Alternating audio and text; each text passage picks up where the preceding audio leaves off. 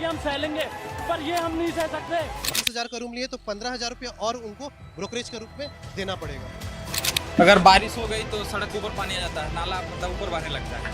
पता नहीं इंजीनियर लोग कैसे बनाए। IAS बनते हैं हम लोग, ऐसी कंडीशन निकलते हैं ना, फिर करप्शन करते हैं। ये तो हमसे 2.5 लाख रुपए लेते हैं, 2.5 लाख 3 रुपए वो पूरा करके 3-4 लाख पहुंच जाता है।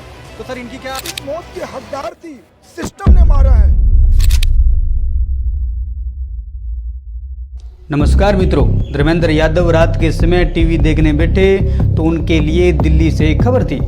ओल्ड राजेंद्र नगर में स्थित राव वाई स्टडी सर्कल नाम का कोचिंग संस्थान, जिसकी बेसमेंट में बनी लाइब्रेरी में पानी भर गया और कुछ विद्यार्थी डूब गए।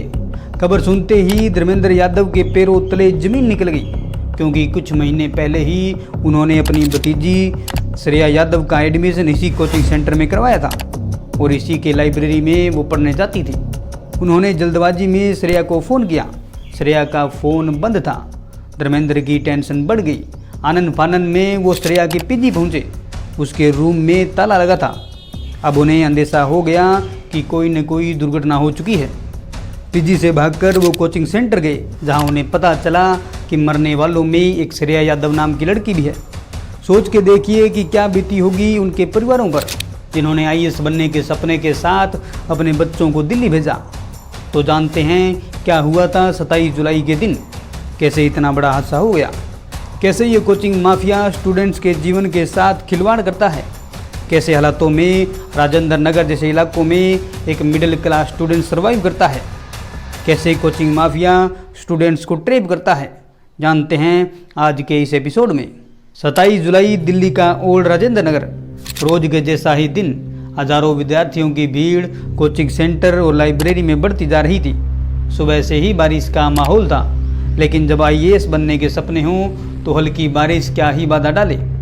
राव IAS स्टडी सर्कल बड़ा अधिकारी बनने का सपना दिखाने वाला एक कोचिंग संस्थान, जो दिल्ली के सैकड़ों कोचिंग संस्थान की तरह लाखों फीस लेकर UPSC की तैयारी करवाता है। 4 मंजिल में बना ये कोचिंग संस्थान और बेसमेंट में चल रही थी लाइब्रेरी।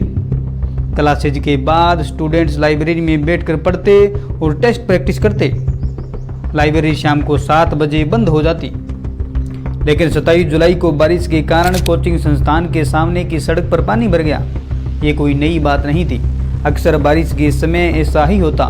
पूरा राजेंद्र नगर इलाका ही हल्की बारिश से जलमग्न हो जाता। सड़क और कोचिंग संस्थान का भूतल बराबर था, इसलिए कोचिंग सेंटर का मेन गेट इसी तरह से डिजाइन किया गया था ताकि गेट बंद करने पर सड़क का पानी कोचिंग संस्थान के अंदर न घुसे। बेसमेंट में बनी लाइब्रेरी में जाने के लिए सीढ़ियां थी। शाम के समय 30 से 35 विद्यार्थी लाइब्रेरी में बैठकर पढ़ रहे थे। लाइब्रेरी बंद होने में अभी आधा घंटा था। लगभग 6:30 पर कोचिंग संस्थान के सामने वाले मार्ग से एक थार गुजरी, जिसकी स्पीड थोड़ी तेज थी। पानी का प्रेशर बढ़ गया। पानी लहर के माध्यम से कोचिंग संस्थान की तरफ आया, जिससे मेन गेट टूट गया। अब पानी कोचिंग संस्थान में घुसने लगा, जहां से पानी को रास्ता मिला बेसमेंट में जाने का। तभी भागते हुए राव IAS के कोऑर्डिनेटर आए। सभी छात्र बाहर निकल जाएं, पानी लाइब्रेरी के अंदर आ रहा है। स्टूडेंट्स ने तत्परता नहीं दिखाई। कोऑर्डिनेटर ने कड़े शब्दों में कहा, अपनी जान बचानी है तो फटाफट यहाँ से भागें। पानी के प्रेशर से लाइब्रेरी के शीशे टूट गए। पानी पूरे प्रेशर से लाइब्रेरी के अंदर घुस गया। लाइब्रेरी में आगे बैठे कुछ स्टूडेंट्स बाहर निकल गए। पानी का प्रेशर इतना तेज था कि लाइब्रेरी से बाहर निकलना मुश्किल हो रहा था। अगले कुछ सेकंड में ही पानी कमर तक आ गया। अपने आप को बचाने के लिए कुछ स्टूडेंट्स लाइब्रेरी में बने टेबल पर चढ़ गए। उन्हें नहीं अंदाजा था कि इतनी तेज गति से पानी आएगा।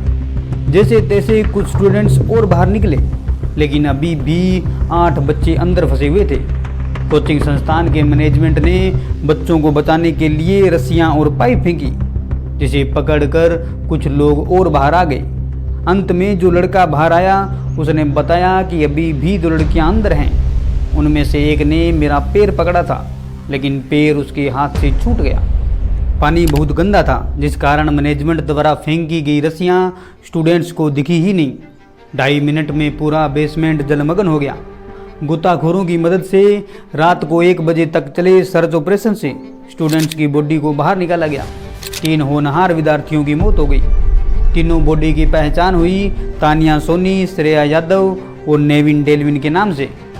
तानिया सोनी ने 1.5 महीने पहले ही राव IAS को ज्वाइन किया था। वह मूल रूप से बिहार के औरंगाबाद की रहने वाली थी। पिता तेलंगाना में इंजीनियर थे। वहीं नेविन डेलविन केरल के एर्नाकुलम के रहने वाले थे, जो JNU से PhD कर रहे थे। वहीं बात करें श्रेया यादव की, तो वह यूपी के अम्बेडकर नगर की रहने वाली थी। अप्रैल में ही उसका एडमिशन राव IAS में करवाया गया था। घटना के 5 दिन पहले ही लोन लेकर पिता ने कोचिंग संस्थान की फीस चुकाई थी। जिस कोचिंग संस्थान को IAS बनाकर भेजना था, वो उन्हें जिंदा ही नहीं भेज पाया। घटना के बाद कोचिंग सेंटर के मालिक अभिषेक गुप्ता और कोऑर्डिनेटर देशपाल सिंह को गिरफ्तार किया गया। जब पुलिस ने उनसे बेसमेंट में लाइब्रेरी के परमिशन के डॉक्यूमेंट मांगे तो वो नहीं दे पाए।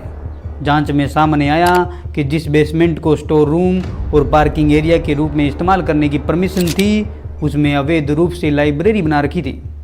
राव IAS के बिल्डिंग प्लान को MCD के द्वारा 2021 में मंजूरी दी गई थी। बिल्डिंग के कंप्लीशन सर्टिफिकेट में स्पष्ट लिखा था कि बेसमेंट को पार्किंग स्पेस और स्टोर रूम के रूप में इस्तेमाल किया जाएगा, लेकिन नियमों को ताक पर रखा गया। कुछ दिन पहले ही कोचिंग सेंटर को फायर NOC दी गई थी, जिसमें भी बेसमेंट को स्टोर रूम के रूप में इस्तेमाल करने की परमिशन थी। किसी भी बिल्डिंग को फायर NOC मिलने से पहले फायर डिपार्टमेंट पूरी बिल्डिंग का मुआयना करता है, और जब बेसमेंट में अवैध रूप से लाइब्रेरी थी तो फायर NOC मिली कैसे, या बिना चेक किए ही बिल्डिंग को फायर NOC दे दी गई। हादसे के अगले दिन से ही छात्र शक्ति इकट्ठा हुई और धरना प्रदर्शन किया गया। छात्रों के विरोध के बाद MCD की आंखें खुली। कई नामी कोचिंग संस्थानों और बेसमेंट में बनी लाइब्रेरीज को सील कर दिया गया। कई जगह अवैध निर्माण के खिलाफ बुलडोजर चला। जिन कोचिंग संस्थानों और लाइब्रेरीज को सील किया गया, अगर वो अवैध थे तो पहले MCD क्या कर रही थी? क्यों इन बच्चों की मौत का इंतजार किया गया? पहले ही अगर ये कार्रवाई हो जाती तो ये घटना नहीं होती। यहाँ स्पष्ट रूप से MCD की लापरवाही नजर आती है। मानसून आने से पहले MCD ने ना तो रोड साइड ड्रेन्स को साफ करवाया, ना ही इन इलाकों में चल रही अवैध गतिविधियों पर कोई कार्रवाई की। मामला सीधा सीधा कोचिंग माफिया और सरकारी तंत्र के बीच साठगांठ का है। ये कोई पहला मामला नहीं है जब कोचिंग माफिया की लापरवाही की वजह से स्टूडेंट्स को अपनी जान गंवानी पड़ी हो। साल पहले की ही घटना है। दिल्ली के मुखर्जी नगर इलाके में संस्कृति कोचिंग सेंटर की बिल्डिंग में आग लग गई। आग से बचने के लिए विद्यार्थियों को रस्सी के सहारे बिल्डिंग से कूदना पड़ा। 5 साल पहले हुए सूरत अग्निकांड तो सभी को याद ही होगा। अवैध रूप से चल रहे उस कोचिंग संस्थान ने 22 बच्चों की जान ले ली। जब भी ऐसा कोई कांड होता है तो कुछ दिन स्टूडेंट्स की सुरक्षा की बात होती है। कोचिंग माफिया के खिलाफ छोटी मोटी कार्रवाई होती है, उसके बाद फिर से वही धंधा शुरू। जर्जर इमारतों में 200-300 स्टूडेंट्स की क्लास चलती रहती है, जहाँ कोई फायर सेफ्टी सिस्टम नहीं, कोई सुरक्षा की गारंटी नहीं। पूरे देश के कोचिंग संस्थानों का यही हाल है। दिल्ली के IAS हब के रूप में पहचाने जाने वाले इन इलाकों में स्टूडेंट्स की सुरक्षा और भी निचले स्तर पर है।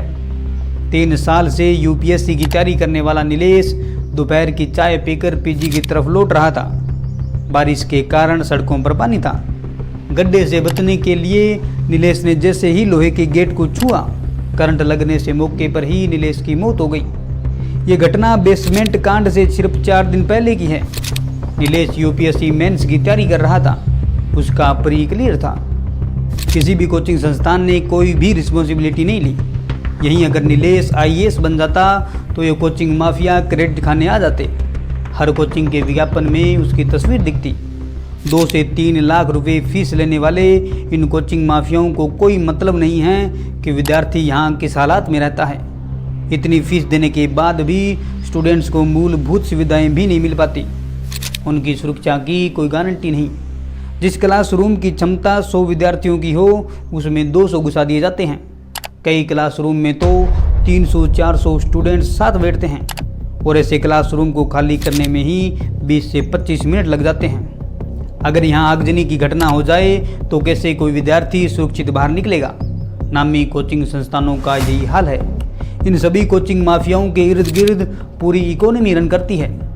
इन कोचिंग संस्थानों में पढ़ने वाले स्टूडेंट्स आसपास के इलाकों में ही रहते हैं। स्टूडेंट्स की बढ़ती संख्या के कारण लोगों ने अपने घरों को ही पीजी, हॉस्टल और लाइब्रेरी में बदल लिया है।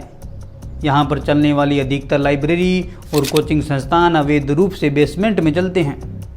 यहाँ छोटे छोटे कमरों के किराए भी 10,000 से 15,000 के बीच है। बाथरूम साइज के इन कमरों में सूरज की रोशनी भी नहीं पहुँच पाती। फिर भी मिडिल क्लास घर के स्टूडेंट्स सर्वाइव करने के लिए इतने छोटे कमरों में 3 से 4 लोग रहते हैं, जहाँ मुश्किल से उनका सोना हो पाता है। बाकी पूरे दिन वो लाइब्रेरी और कोचिंग संस्थानों में रहते हैं। उनके आसपास ही कहीं खाना खाते हैं।